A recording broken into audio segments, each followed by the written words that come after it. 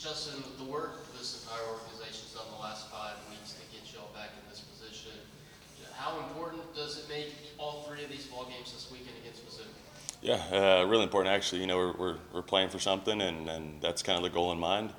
The past 5 weeks or a few weeks have been great, and we've shown our full potential, and I think it's going to carry over into this weekend and kind of give us that momentum to hopefully get the job done and head into Athens in a good spot. What does it mean to you and I guess your fellow starting pitchers to see the pitching really take a step over the last couple of weeks as well? Yeah, it's great. It's kind of been everybody, starting pitching aside, like even the bullpen guys, like they've dominated and done their job and kept us in the ball game, late in the game when, the starters do come out. So we kind of commend everybody for the work they've done. What's it been like working with Jason Kelly this year? Yeah, it's been great. Ever since I got here, I built a really good relationship with him super fast, and I felt super comfortable with him. And he's worked with me on some pitch design stuff and just ball security things and little things along the way that we work on each week and kind of touch on to kind of prepare myself for a start. How do you feel like you're a different pitcher at this point in your career, and even this point in the season, for maybe the start of the season? Yeah, I think the mental side's a real big part of it for me. Kind of struggled with that, last year and then my freshman year, obviously. And I think just having gone through the SEC or the gauntlet, 2 times now, and this being my 3rd time through it, I think I kind of have a better understanding of what needs to be done and kind of just the whole mental side of things. And that's kind of what's propelled me to kind of have the season I've had. What clicked for you? Was there a drill or a conversation or something that clicked for you that made that mental side click? I think it was just kind of letting the past go and kind of staying in the present moment. That's kind of what clicked for me, and kind of realizing that all I have is kind of right now, and that there's no need to get caught up in what went on, if a bad start last week or trying to focus on the start next week. It's just kind of what I have right now in the moment is kind of what clicked for me. Does that come from a coach or sports psychologist? Did anybody help you with that? It kind of came from Jace Hutchins, kind of one of our pitching guys, and he's been great. He shared a great quote with me. A few weeks ago, it was like, nothing changes on a start day. It's like the same thing. It just happens to be the day that people get to come watch you do it. I thought that was pretty unique. How important is it to have that kind of mindset, especially throughout this season in particular, where there's been so many ups and downs? Yeah, baseball is super hard. It's mentally and physically draining, and I'd say more mentally draining than physically. And I think if you can build that up in your mind, you're going to be an elite player for a long time. With this being the final home weekend, is there any extra emotion, any extra thought given to this might be your last time on this mound in front of these fans with what might await you in July?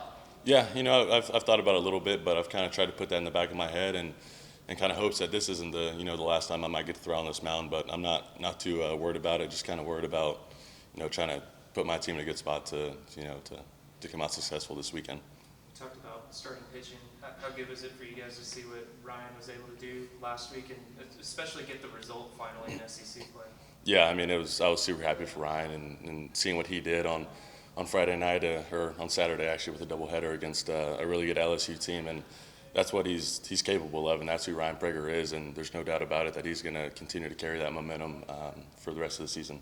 I know the whole thing is a team effort, but is there some pride in the fact that when y'all have been at your best, a lot of times it's because the starting pitching has been at their best? Yeah, I think starting pitching, sets the tone early, even for the offense, and if we can, starting with that first inning, throw up a zero and get our guys in the dugout as quick as possible and get them to the plate, I think that builds great momentum, and like I said, I think just starting pitching is everything, and it really creates momentum for ball games.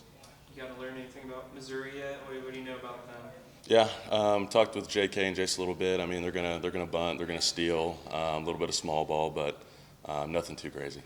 Yeah, just they're a team that has not had a lot of success, but played a lot of close games. Yeah. Just how do you approach a club like that that's just scrapping and clawing just to get their first win in conference play at this point in the year? Yeah, like you said, they're clawing. They want to win really bad, and it's the SEC. Anybody can beat anybody, and we got to treat it just like any other game and just kind of stick to our preparation and go about our business how we've had the past few weeks.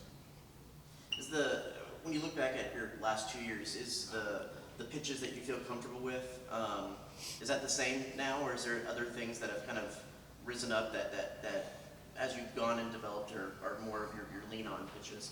Yeah, it's definitely changed from when I've got here, and I made some changes to breaking ball stuff kind of middle of last year leading into the postseason. That's kind of what I've stuck with right now, and just kind of fine-tuning that stuff, those 3 pitches, throughout the fall and leading into this spring. But, I came in here my freshman year with, fastball and like a curveball out there in high school that wasn't really good, and I really only had 2 pitches. And so now where I'm at this year, it's like I have, 3 pitches I can rely on, and I feel comfortable throwing them in the zone to kind of any batter. So. When you think back about that guy who had 2 pitches, is it kind of amazing that you were able to achieve what you're able to achieve with that, knowing what you know about pitching now? Yeah, I think it's great. I think it's cool to see how far I've come and how much I developed, and how much support you get from all the guys in this organization, from coaches to staff to analytics guys, especially for pitchers. They put in so much work to try and help us be our best every single day.